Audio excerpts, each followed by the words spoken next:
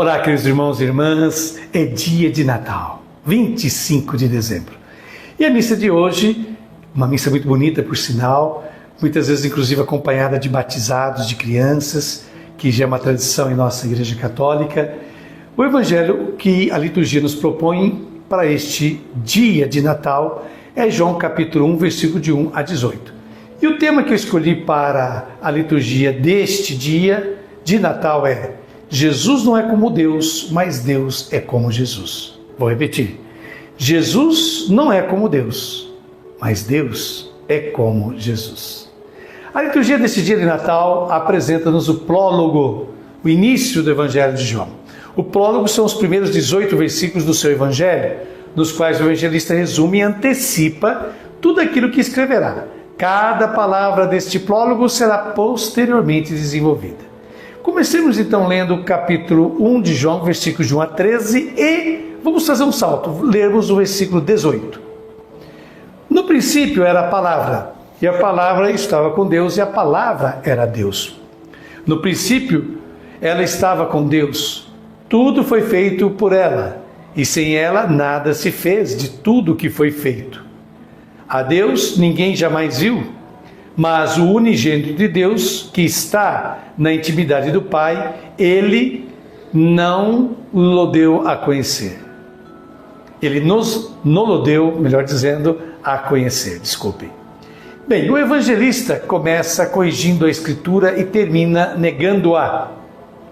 Na verdade, ele começa o seu evangelho escrevendo, abre aspas, no princípio era o verbo. O verbo significa a palavra. É uma palavra criativa, que realiza o plano de Deus na criação. Era o verbo e o verbo estava com Deus e o verbo era Deus, prossegue João dizendo. O evangelista corrige a interpretação bíblica do livro do Gênesis, primeiro livro com o que a Bíblia se abre, onde está escrito, no princípio Deus criou o céu e a terra. Para o evangelista, Deus, antes mesmo de criar o céu e a terra, já tinha esse plano que queria concretizar. Mas não só, ao usar a palavra, o termo verbo, ou seja, palavra, o evangelista contrasta a tradição bíblica, que dizia que o mundo foi criado em vista das 10 palavras, ou seja, do decálogo. Não existe uma única palavra que se manifestará neste evangelho, no único mandamento de Jesus, a não ser o único mandamento de Jesus. Amai-vos uns aos outros como eu vos amei. Que está lá em João capítulo 13, versículo 34.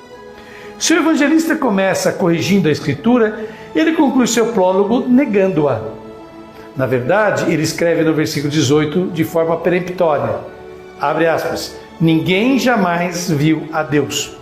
Mas como pode o evangelista afirmar tal coisa? No entanto, na Bíblia lemos que Moisés, Arão e outros 70 anciãos viram Deus, como está lá em Êxodo, capítulo 24, de 9 a 11. O evangelista não concorda. Eles tiveram experiências parciais e, portanto, a lei que eles expressaram, que Moisés expressou, não pode manifestar a plenitude da vontade de Deus. Por isso o evangelista é lapidar. Ninguém jamais viu a Deus. E continua, o Filho unigênito que é Deus e está no seio, quer dizer, em plena intimidade do Pai, foi ele quem o revelou. Então, esta afirmação é importante. Para o evangelista, Jesus não é como Deus, mas Deus é como Jesus. Tudo o que pensávamos saber, que nos ensinaram sobre Deus, deve agora ser verificado com o que vemos em Jesus neste evangelho. Tudo o que corresponde, coincide, deve ser seguido, mas tudo o que se distancia ou mesmo é contraditório deve ser eliminado.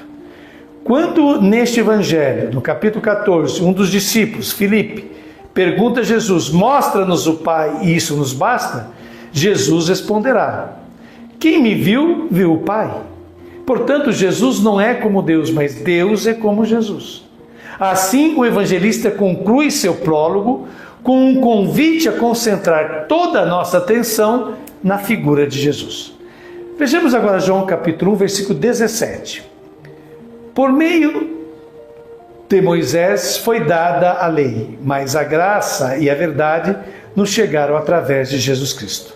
Pois bem, faremos uma leitura e análise desse prólogo de João, indo do final ao começo, como vocês estão percebendo.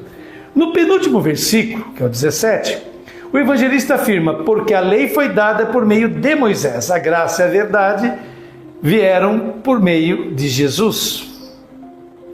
Uma expressão graça e verdade que indica o amor generoso, o amor fiel que se faz dom. Jesus, que é a única manifestação verdadeira de Deus, inaugura uma nova relação com Deus. Enquanto Moisés, o servo de Deus, havia uma lei entre os servos e o seu Senhor, baseada na obediência da lei, Jesus, que não é servo de Deus, ele é filho de Deus, propõe uma aliança entre os filhos e seu Pai. Não mais baseada nas ordens da lei, mas na cobertura e na prática do seu amor. Prossigamos, lendo agora o versículo 16 do capítulo 1 de João. De sua plenitude todos nós recebemos graça por graça. E sempre retrocedendo neste prólogo para compreendê-lo, lemos de sua plenitude, quer dizer, da realização desta palavra em Jesus, todos nós recebemos graça sobre graça. Eis a dinâmica da vida do crente, da comunidade cristã. É um amor que alimenta o amor. Um amor comunicado que depois se transforma em um amor doado. Agora vamos ler o capítulo 1 de João, versículos de 11 a 15. Veio para o que era seu, e os seus não a acolheram, mas a todos que a receberam, deu-lhes capacidade de se tornarem filhos de Deus, isto é, aos que acreditam em seu nome, pois estes não nasceram do sangue nem da vontade da carne, nem da vontade do varão, mas de Deus mesmo. E a palavra se fez carne e habitou entre nós, e nós contemplamos a sua glória, glória que recebe do Pai como Filho unigênito, cheio de graça e de verdade. Dele João dá testemunho, clamando: este é aquele de quem eu disse, o que vem depois de mim passou à minha frente, porque ele existia antes de mim. E o versículo mais importante, colocado bem no centro desse prólogo, é o versículo 12, onde o evangelista já havia escrito no versículo precedente: veio para o que era seu, ou seja, este projeto, essa realidade veio para os seus, e os seus não a acolheram. Essa não é uma polêmica com o mundo do qual a comunidade cristã já se distanciou, mas um aviso para ter cuidado para não cometer os mesmos erros que, quando Deus se apresenta, e Ele se apresenta sempre em novas formas, em nome do Deus do passado, não se reconheça o Deus que vem. Mas façamos atenção ao versículo mais importante colocado no centro, que é este aqui, abre aspas. Mas a todos que a receberam, este plano de Deus que se manifesta em Jesus, deu-lhes capacidade de se tornarem filhos de Deus. Não nascemos filhos de Deus, mas nos tornamos um filho de Deus, nos tornamos um acolhendo Jesus em nossa existência e imitando-o em seu amor. Com Jesus, Deus já não deve ser procurado, mas acolhido. Com Jesus, o homem já não vive para Deus, mas vive de Deus, e com Ele, e como Ele, vai em direção aos demais seres humanos. No versículo 14, o evangelista afirma que este desígnio se fez carne, se fez nas fraquezas da humanidade, e veio habitar em nós. Não significa apenas que veio habitar entre nós, mas em nós. Com Jesus, Deus pede a cada pessoa que seja reunida em sua vida, que ela se funda com Ele, amplie a sua capacidade de amar e faça dele o único verdadeiro santuário de onde irradia o seu amor e a sua misericórdia.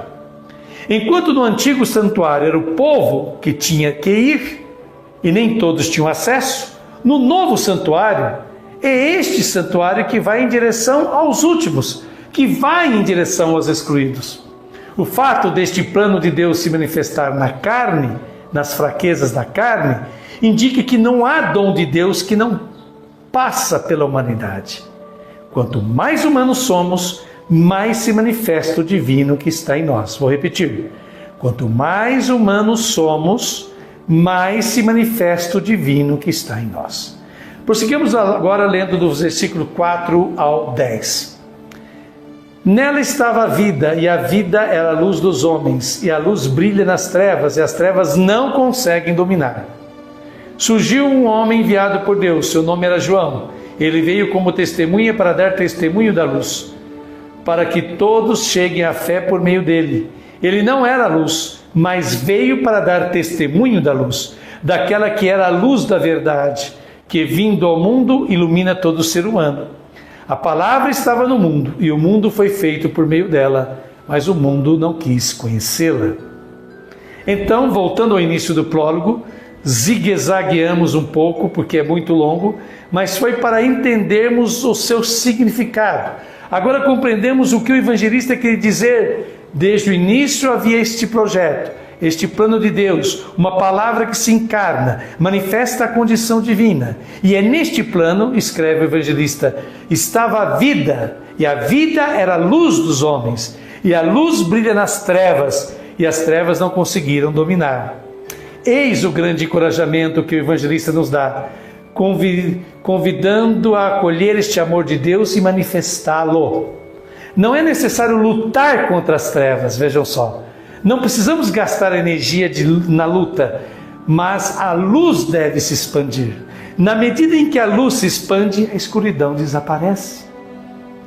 Esta ideia, que depois circulará por todo o Evangelho, será então formulada por Jesus poucos momentos antes de ser preso, quando Jesus dirá, abre aspas, coragem, eu venci o mundo, como está em João capítulo 16, versículo 33.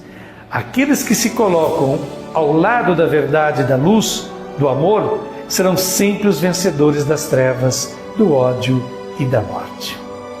Após essas considerações de Frei Alberto Maggi, faço eu, Padre Telmo, as minhas considerações pessoais, e começo com uma frase de Ami Fogaça, que diz, onde a luz é mais forte, as sombras são mais visíveis. Repito, onde a luz é mais forte, as sombras são mais visíveis. Que belo exemplo o próprio Deus nos dá. Sim, Ele, o Senhor do Universo, o Altíssimo, o Todo-Poderoso, o Criador.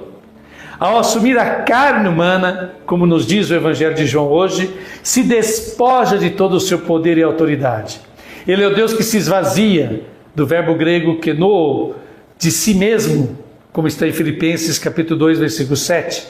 Ele se funde, se une ao ser humano. Portanto, Deus salva a humanidade através de sua descida até nós, seu despojamento, sua privação de meios, poderes e dignidade. Isso contradiz tudo aquilo que o mundo em que vivemos divulga e promove. Afinal, para a nossa sociedade, o que importa é ter dinheiro, bens, poder, aparência e fama. Tudo se resume a isto. No entanto, Deus se encarna com uma outra mensagem, com uma outra proposta. Eu vos amo e por isso vós deveis amar-vos uns aos outros, pois eu sou amor. Jesus rompe a separação entre Deus e humanidade, rompe o dualismo carne e espírito, a separação transcendente e imanente. Como exprime muito bem Juan Königs, abre aspas, o ser divino de Jesus não está à parte, mas está exatamente em seu ser carne. Jesus é em pessoa o que Deus nos quer comunicar desde sempre. Jesus é em pessoa o que Deus quer comunicar desde sempre. O Natal vem nos registrar algo de fundamental, ou seja, a futura esperança, não no crescimento do poder, mas na convivência e comunhão com o humano, com o mais humano que há em todo ser humano. Natal, meus queridos irmãos e irmãs, é uma festa da humanidade. Afinal, Deus não se esqueceu de nós, seres humanos, tornando-se Ele mesmo, humano como nós, para manifestar a sua salvação. Portanto, há e sempre haverá esperança para nós.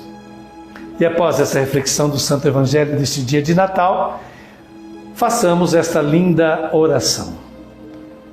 Ó pequena criança, meu único tesouro, me abandono aos teus divinos caprichos.